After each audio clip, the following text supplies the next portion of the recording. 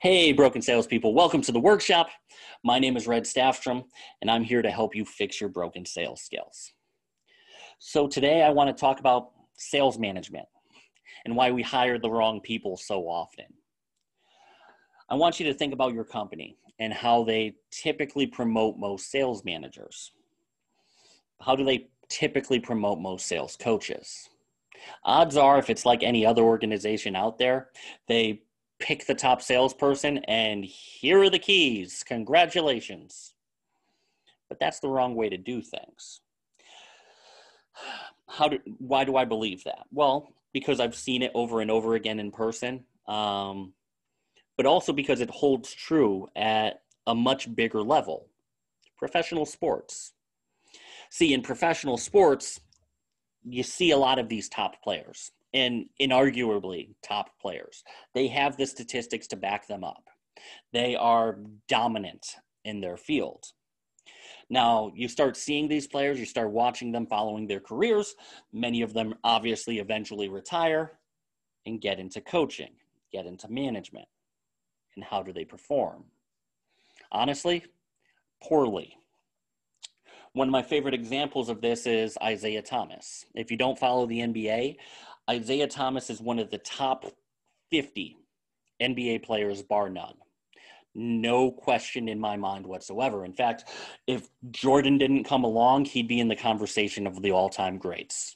No question in my mind. If Jordan didn't beat him in 91 and 92, you wouldn't have seen that. He could have been one of the GOATs. He played 979 regular season games, 111 playoff games. He won 2 NBA championships and was finals MVP in, I believe, 89.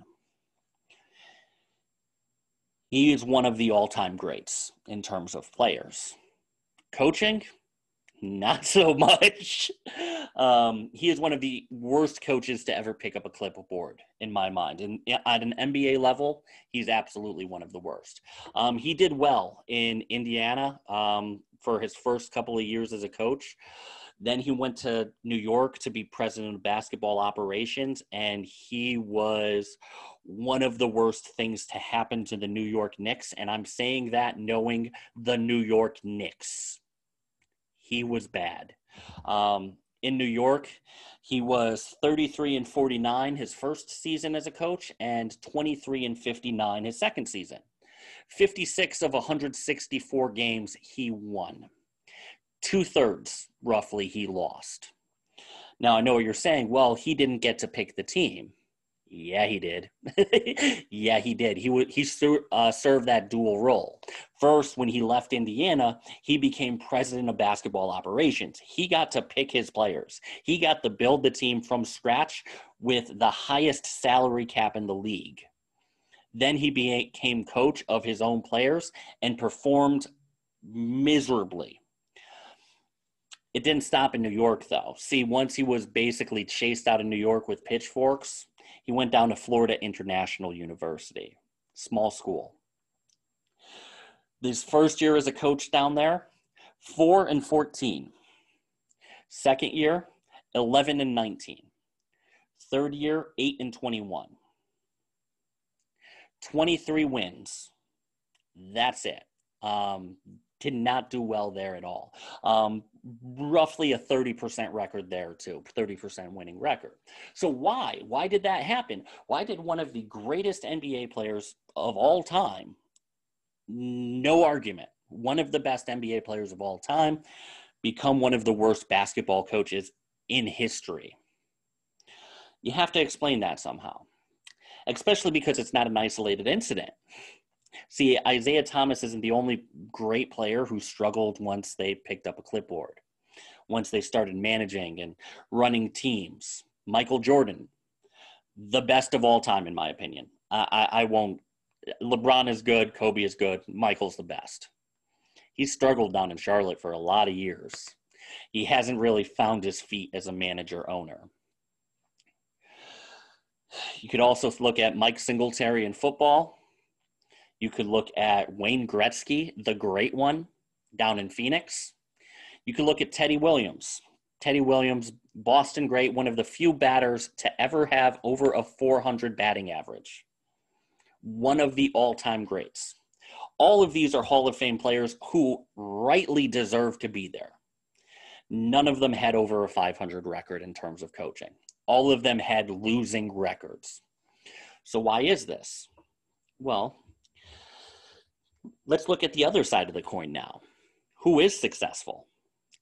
If you were to pick the 5 best NBA coaches of all time, Larry Brown, Pat Riley, Phil Jackson, Greg Popovich, and Red Auerbach, let's just say. You can argue some of it a little bit, but let's say those are the top 5. They're definitely in that conversation, no matter what. Popovich, Auerbach, Larry Brown, Pat Riley, and, of that list that I just said, the only one who was ever an all-star player at any level was Larry Brown.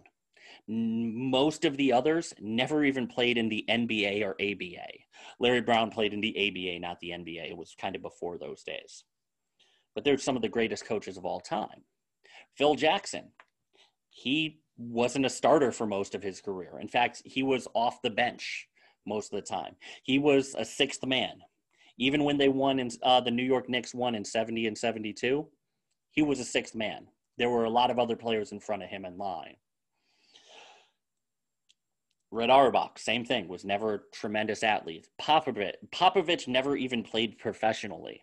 He played in, I believe, either the Navy, one of the services. So why are they so great? What about Belichick? Bill Belichick. He never played. Tom Landry, Vince Lombardi. They both played for the same team with the Giants, but they weren't Hall of Fame players. They were position players. But all of these people, best coaches of all time, they all deserve to be in that conversation. So what's the difference between the top players and the top coaches? What changes in terms of personality? 2 things: patience and ego. See, in order to be a top producer, a top player, you need to be impatient. You need to be very impatient. You need to be go, go, go, go, go. You need to force change through will alone. Watch the Michael Jordan documentary. You'll see what I mean. You watch that and you see how Michael Jordan just forced things to change. He bulldozed over people when he needed to. That's not the trait you want in a leader.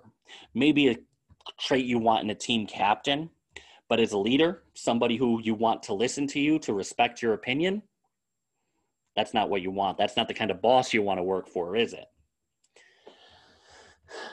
I'm not saying impatience is a bad thing. It's not. Impatience is a very good thing, and it drives people to do phenomenal things. But when you have to teach people, when you have to train them, the idea behind being a good coach, a good mentor, a good teacher, is you teach them to knock over the one domino that's in their way. That's your whole objective. Knock down that one domino and everything else will work. Let's talk about the second point, ego. They've accomplished great things and they deserve their ego. Bar none. No complaint. If you've won a couple of NBA championships, you're allowed to have a chip on your shoulder. I'm not going to take that away from Isaiah Thomas, from Michael Jordan, from any of them. They deserve to be a bit cocky because they earned that.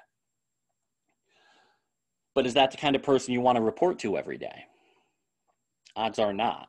In fact, if you read almost any sales book out there, that ego, that idea that you're perfect, is going to hold your team back. It's going to create conflicts because you're not going to be willing to listen to them when they say something's wrong. That's going to hold you back as a manager. So you need to realize that in order to be a great trainer, a great coach, you need 2 traits that are the antithesis of what you need to be a great salesperson. Can some people have both? Maybe. Some people can flip that switch, but not many can. Not for 40 plus hours a week. They can't fake it. not for a long term anyway. It's tough to find people who are both. So what do? Find people who are humble and who are willing to listen. The best salespeople who know how to ask questions and who are willing to kill their darlings, hey, it doesn't matter whose idea it is. It matters what the right idea is. Those are the people who make great managers. Next time you go to promote or next time you go to find a job, look for that. Don't just look for great salespeople to hitch your wagon to. Odds are you're going to be miserable with them as your leader. Instead, look for people who you want to lead. Those level 5 leaders, as Jim Collins calls them. The people who are humble, who are self-effacing, who know that there's room for improvement and know that they can get better the same way they know they can help you get better. That's the manager. That's the coach you want, not Isaiah Thomas. So I hope you guys enjoyed. I hope this opened your eyes a little bit, make you question some things when you do go to hire somebody or find a new job.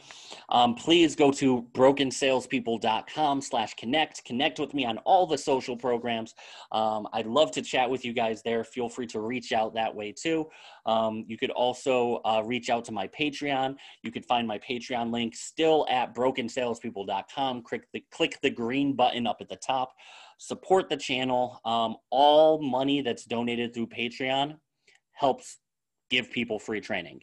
Not a single cent goes into my pocket. Every penny you donate through Patreon goes to helping make sure that the message gets out there, that people get that free training that they need so that they don't have the breakdowns that I did in my past. Hope you guys enjoyed. Next time, I look forward to seeing you guys next time in the workshop. And until then, go fix yourself.